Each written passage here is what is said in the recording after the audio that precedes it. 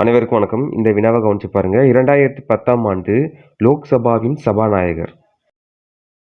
சரியான விடை மீரா குமார். 2010ஆம் ஆண்டு லோக்சபாவின் சபாநாயகர் மீரா குமார். தற்போது 2025ஆம் ஆண்டின் லோக்சபாவின் சபாநாயகர் ஓம் பிர்லா.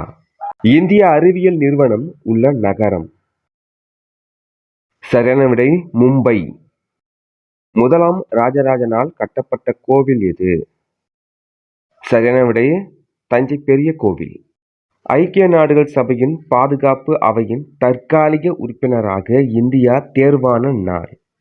சரியான விடை அக்டோபர் 12, 2010. பாவலேறு என்று அழைக்கப்படுபவர் பெருஞ்சித்திரனார்.